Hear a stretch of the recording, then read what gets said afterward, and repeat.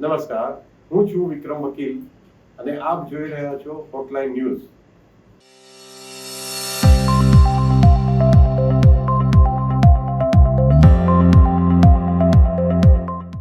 છેલ્લા ઘણા વર્ષોથી જ્યારથી આપણે ત્યાં ટીવી રંગીન થયા પછી ન્યૂઝ ચેનલોનો રાફડો ફાટ્યો, એ શબ્દ વાપરીએ તો બરાબર છે. આજે વિશ્વમાં સૌથી વધારે ન્યૂઝ ચેનલ ભારતમાં છે. એક આંકડા પ્રમાણે લગભગ 250થી વધારે નોંધાયેલી ટીવી ઇલેક્ટ્રોનિક ચેનલો, એટલે સેટેલાઇટ થ્રુ જેનું પ્રસારણ થાય તેવી ચેનલો છે. આ બધી જ જે ન્યૂઝ ચેનલો છે એમને દર કલાકે દર મિનિટે કંઈક ને કંઈક નવો મસાલો જોઈએ છે, એ સ્વાભાવિક છે. અને દરરોજ રાત્રે આપણે બધા જાણીએ છીએ એમ દરેક ચેનલ કોઈક વિષયને નક્કી કરીને એના પર ડિબેટ કરતા, એટલે વિવિધ આમંત્રિત મહેમાનોને બોલાવીને ડિબેટ ચાલતી હોય છે. એના પર મજા આવે છે, લોકોને પણ ગમે છે અને ટીઆરપી પણ ઘણો હાઈ હોય છે એનું.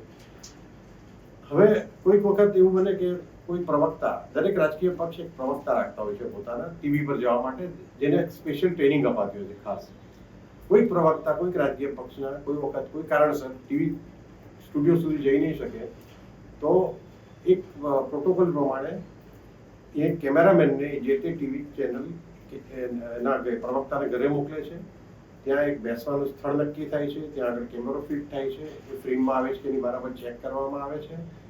જે પ્રવક્તા હોય છે એને આ પ્રકારના માઇક એમની સાથે અહીંયા જોડવામાં આવે છે અને પછી ડિબેટ ચાલુ થાય છે. હવે આ પ્રકારની ડિબેટ દરરોજ થતી હોય છે, પણ હમણાં થોડા દિવસો પહેલા, લગભગ 2 દિવસ પહેલા જ એક મોટો વિવાદ થઈ ગયો. એક ટીવી ચેનલ ઇન્ડિયા ટુડેની છે અને એના મુખ્ય એડિટર તરીકે મોટેભાગે રાજદીપ સરદેસાઈ નામના પત્રકાર છે. રાજદીપ સરદેસાઈની ઇમેજ લેફ્ટ લિબરલ તરીકે થાય છે, એટલે કે ડાબેરી પક્ષો, ડાબેરી વિચારસરણી વાળા મનાય છે. એ પોતે ભલે કબૂલ નથી કરતા, પણ એમના જીવનનો આખો રેકોર્ડ જોતા એમને જે કન્ફ્લિક્ટ નરેન્દ્ર મોદી સાથે પણ થઈ હતી, ગુજરાત રિપોર્ટિંગ માટે આવ્યા હતા ત્યારે નરેન્દ્રભાઈએ એમને એકવાર બસમાં પ્રચાર માટે નીકળ્યા હતા નરેન્દ્રભાઈ, અને બસમાં આગળ બેઠા હતા ડ્રાઈવરની બાજુની સીટ પર. એમને એમની નિસરણી, બસની નિસરણી પર બેસીને ઇન્ટરવ્યુ આપ્યો હતો. અડધેથી ઇન્ટરવ્યુ આપવાનો બંધ કરી દીધો, કારણ કે આડા તેડા કોઈ સવાલ પૂછ્યા હતા, એવું મને યાદ છે ઘણા વર્ષો પહેલા, જ્યારે નરેન્દ્રભાઈ મુખ્યમંત્રી હતા ગુજરાતના. હવે થોડા દિવસો પહેલા શું થયું, ભાજપના એક પ્રવક્તા છે, એમનું નામ છે શાઝિયા ઇલ્મી. શાઝિયા ઇલ્મી શરૂઆતમાં પોતે પણ ટીવીના પત્રકાર હતા, એન્કર હતા. ત્યાર પછી તેઓ આમ આદમી પાર્ટીમાં જોડાયા અને ત્યાર પછી આમ આદમી પાર્ટી છોડીને ભાજપમાં જોડાયા. શાઝિયા ઇલ્મી એક પ્રવક્તા તરીકે ભાજપમાં લોકપ્રિય છે. શાઝિયા ઇલ્મીને પગે ફ્રેક્ચર થયું હતું અને ઇન્ડિયા ટુડે ટીવી પર આ ડિબેટ ગોઠવવામાં આવી, એટલે શાઝિયા ઇલ્મી સ્ટુડિયો પર જઈ શકે એમ નહોતા. સામાન્ય પ્રોટોકોલ જેમ હતો એમ એક કેમેરામેનને ત્યાં એમને ઘરે મોકલવામાં આવ્યા અને ત્યાંથી ડિબેટ શરૂ થઈ. આ ડિબેટ શરૂ થયા પછી શાઝિયા ઇલ્મીને એવું લાગ્યું કે એમની ડિબેટમાં બોલવાની તક નથી આપવામાં આવતી અને એમની સતત અવગણના કરવામાં આવે છે. એટલે થોડી મિનિટો તો એમણે કાર્યક્રમ ચાલ્યો પછી કંટાળીને એમને નક્કી કર્યું કે આ કાર્યક્રમમાંથી એમણે ઊભા થઈ જવું છે. એટલે એમણે કાર્યક્રમમાંથી ઊભા થઈ ગયા. સામાન્ય રીતે જે ખુરશી સામે કેમેરા હતો અને ફ્રેમ હતી, કેમેરો સ્થિર હતો, કેમેરો ત્યાં રહેવો જોઈએ. શાઝિયા ઊભા થઈને નીકળી ગયા, પોતાના બેડરૂમમાં જતા હતા, ત્યારે એમણે કેમેરામેને કેમેરો બંધ કરી દેવો જોઈતો હતો. થયું કંઈક જુદું જ. શાઝિયા ઇલ્મી કેમેરા સામે ઊભા થયા અને માઇક કાઢવા લાગ્યા.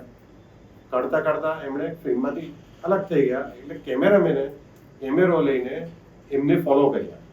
એ જતા હતા ન જ ઘરની અંદર કેમેરામેને ફોલો કર્યા.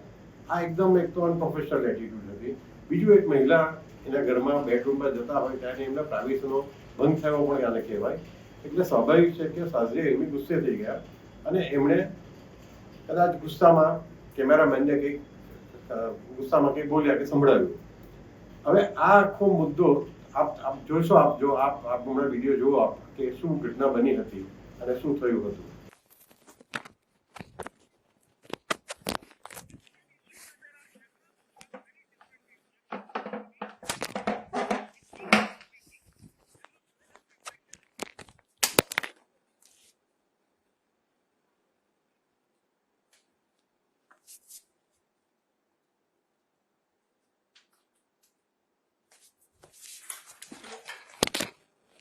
when I've gotten a why do what are you doing? Get out of my house! Go get out of my house! Why when I've gotten upset, why have you kept it like this? Asshole! Shut up! It's my house and my place.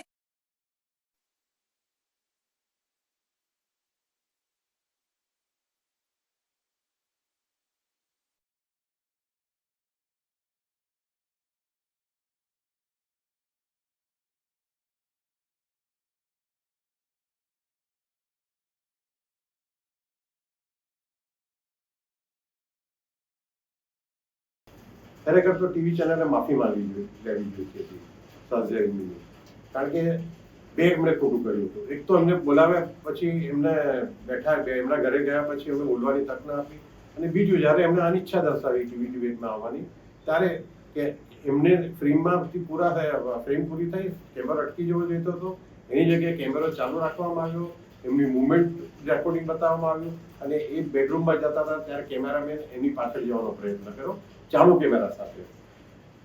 હવે આખી વાતમાં Rajdeep સરદેસાઈએ Twitter પર કે social મીડિયામાં બીજે આ આખો કિસ્સો વર્ણવ્યો અને વિડીયો મૂક્યો એમાં જે ઘટના બની હતી એની. બીજી તરફ સાજે ઇલ્મીએ આખી ઘટના માટે શું કહ્યું એ પણ આપણે સાંભળીએ. आप देख सकते हैं कि मेरे पैर में फ्रैक्चर है, ये करीब 2 हफ्ते पहले हुआ. कल जैसे रोजाना मैं अपनी ड्यूटी कर रही थी, राजदीप सरदेसाई के प्रोग्राम में मैं बीजेपी स्पोक्स पर्सन की तरह मैं अपनी बात रख रही थी. मुझे बोलने का मौका नहीं दिया, मैंने बार बार कोशिश भी की और उसमें राजदीप ने बहुत बदतमीजी के साथ कहा कि कट शाज़ियाज़ ऑडियो, सारे सवाल बीजेपी पर है, फिर बीजेपी वाला नहीं बोल सकता. तो जैसे ही उसने कहा कट शाज़ियाज़ ऑडियो, मैंने कहा मैं उठ रही हूँ, मैं नहीं बैठूंगी इसमें. और आप यकीन नहीं करेंगे, कैमरामैन दिखा रहा है, अगर ये कैमरा है और मैं यहाँ बैठी हूँ और मैं उठ रही हूँ, एक तो आप देख सकते हैं कि मेरे लिए उठना बड़ा मुश्किल है, मैं ऐसे हॉबल करके उठ रही हूँ और वो लगातार दिखा रहा है कि मैं माइक निकाल रही हूँ, मैं ऐसे जा रही हूँ. अब मुझे शर्म आ रही है क्योंकि मुझे लगा इतना ही होगा, तो मैंने स्कार्फ प्रॉपर नहीं पहना था और मुझे शर्म आने लगी कि क्यों दिखा रहा है इस तरह से मेरे बॉडी को. मैं इस तरफ गई तो वो पैन करने लगा. मैंने उससे 1000 बार कहा कि बंद कर दो माइक, क्यों कर रहे हो, शो खत्म हो गया है. जब शो खत्म हो गया है तो वो मेरी प्राइवेट स्पेस को क्यों वायलेट कर रहा है. जब जो शो खत्म हो गया है तो वो क्यों बार बार मेरी शरीर को दिखा रहा है. जब मैं उससे कह रही हूँ जाओ तो वो क्यों नहीं जा रहा है, क्यों पैन करके मुझे फॉलो कर रहा है. मुझे लगता है ये कानूनी लड़ाई में लड़ूंगी और मुझे पूरा हक है कि जब मैं मना कर रही हूँ कैमरामैन को रिकॉर्ड ना करो तो उसे फौरन बंद कर देना चाहिए था. और राजदीप जी को देखिए, माशाल्लाह इतने होशियार हैं वो कि उन्होंने एविडेंस दे दिया है. ये जो पूरा रॉन्ग डूइंग हुई है और जो गलत व्यवहार हुआ है, और उन्होंने बाकायदा उसका प्रमाण भी पेश कर दिया है. So thank you for that. I will take you to court.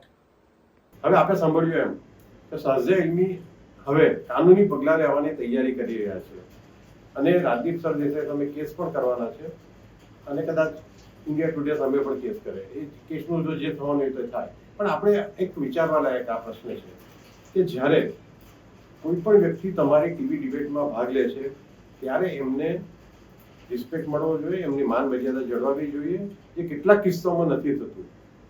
આ પહેલા પણ ઘણી ટીવી ચેનલો પર બધી છે બૂમ બરાડા પાડીને, ઘણા પાકિસ્તાનની એક ચેનલ પર તો મને યાદ છે મેં જોયું છે કે 2 ભાગ લેનાર 2 અલગ અલગ રાજકીય પક્ષના પ્રવક્તા મારામારી સુધી આવી ગયા. આપણે ત્યાં પણ અમુક ડિબેટ થાય છે એની અંદર કદાચ એમાં ટીઆરપી વધારે મળતા હશે પણ લોકોને જોવું થાય છે. હવે આપણે જોવું રહ્યું કે સાજિયા ઇલ્મી ને એમની પ્રાઇવસીનો ભંગ થવા બદલ ન્યાય મળે છે કે નથી મળતો. જો આ જ પ્રકારના વિડીયો આપ જોવા માંગતા હોય અને આ પ્રકારની સ્ટોરી જોવાની આપને ગમતી હોય તો જોતા રહો હોટલાઇન ન્યૂઝ. અમારી ચેનલને સબસ્ક્રાઇબ કરો, લાઇક કરો અને શેર કરો. Thank you.